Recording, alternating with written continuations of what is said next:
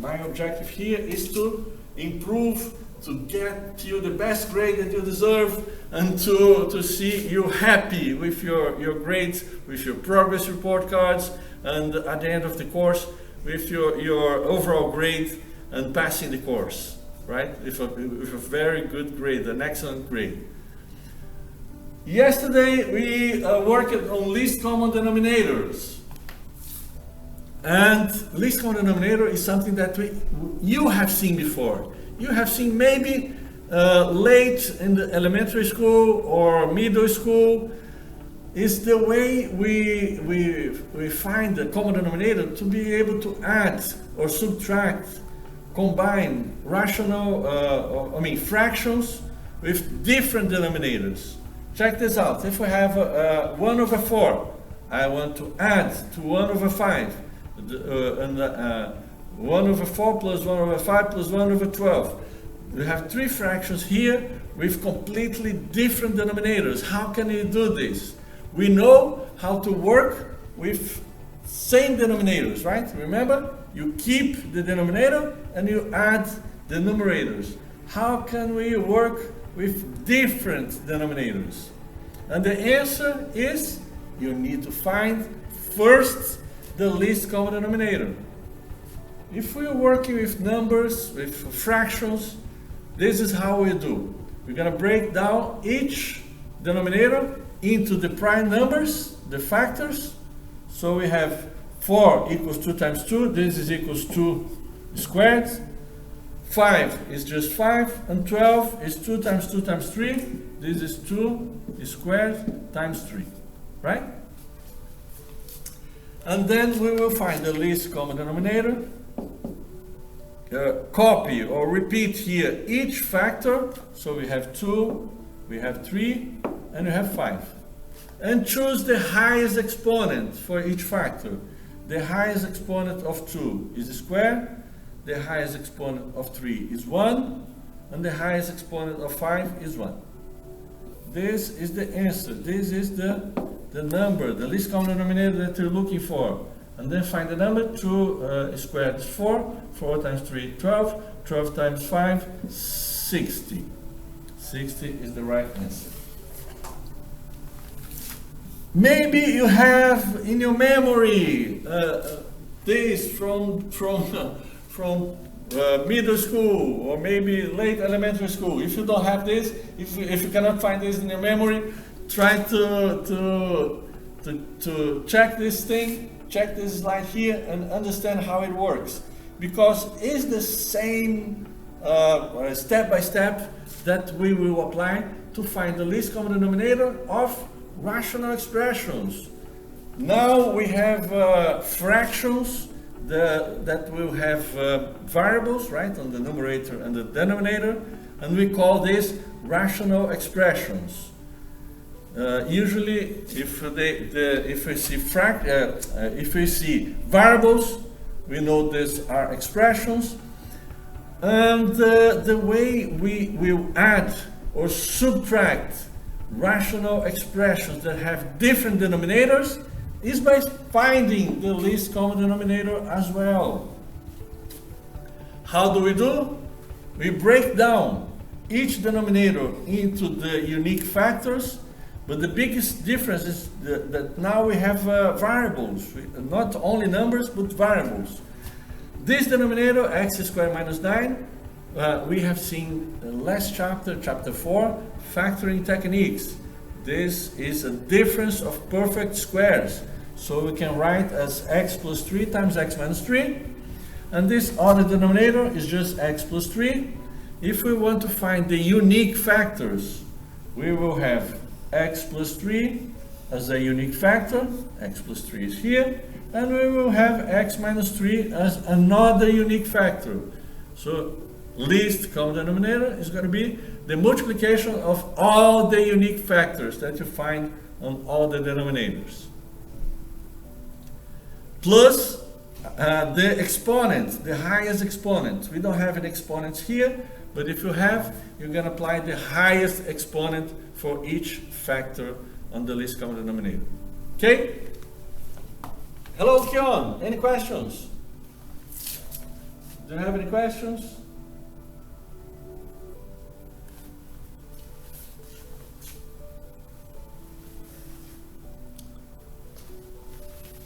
Any questions about this review? Kion, if you have any questions, let me know. About finishing up the review. The purpose of finding this common denominator, and today we're going to work on something that is also another step. The whole purpose of this is to work out with expressions, with fractions, adding fractions or adding rational expressions that have different denominators. We will find the least common denominator. In this case, is going to be the least common denominator between 4 and 3 is 12, right? And we will change each fraction or each rational expression into an equivalent one, because 9/12 is an equivalent fraction to 3/4. They are equivalent, see? And 2/3 is an equivalent fraction to 8/12. Those are equivalent, they are the same. See?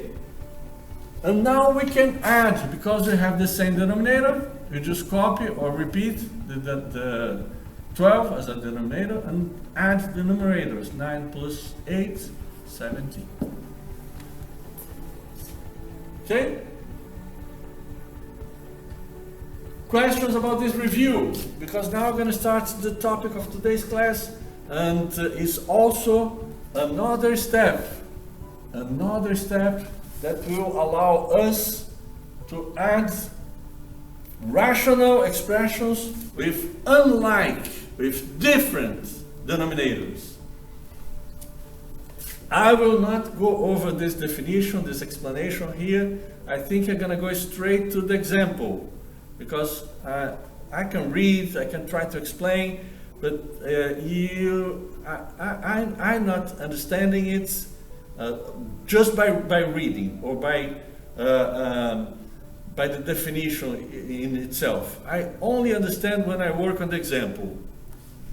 So I think we can move straight to the example, how to create equivalent rational expressions. Okay, agree? And let's work on the first example, which is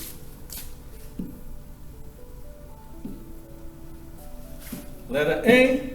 We have 7/5b squared, and I need to find an equivalent rational expression with the new denominator. This is the new denominator, 20/p times p exponent 6.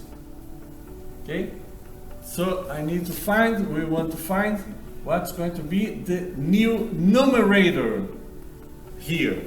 What is the new numerator? I will show the mechanics, how to do this automatically. How is this step by step? And maybe you're not going to understand why you're doing this, but I promise you, tomorrow you will understand. You're going to see that this is helpful. This is one step to allow us to work with rational expressions with different exponents. Okay? So trust me, today you're going to say, but why am I doing this? I'm just doing something that I'm just following the steps and I don't know why. Don't worry. Tomorrow, I promise you, you will understand. This will have an application, a very important application. Okay? So to find out the new numerator, you get the new denominator. You're going to divide the new denominator by the old one. So divide the new denominator by the old one. And then you're going to multiply the result by the old numerator. So, let me show.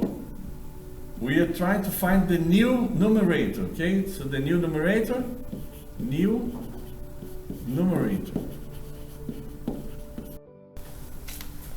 we're going to try to find a new numerator, and it's going to be the old one 7 times the new denominator 20p exponent 6 divided by 5p exponent 2. 20 divided by 5 is 4, and p 6 divided by p2 is p4. That means the new numerator is 7 times 4, 28, p exponent 4.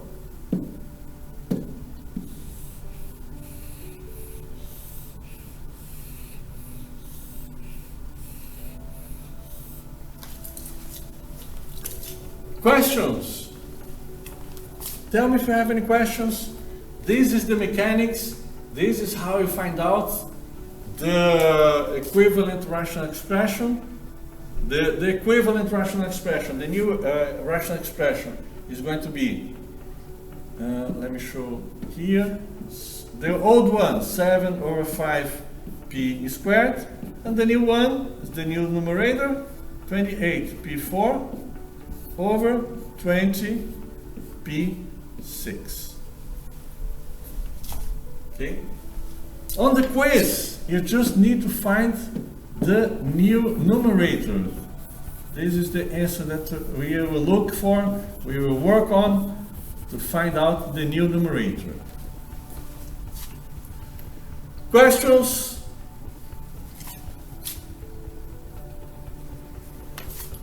Oh, let me send a message to Kion.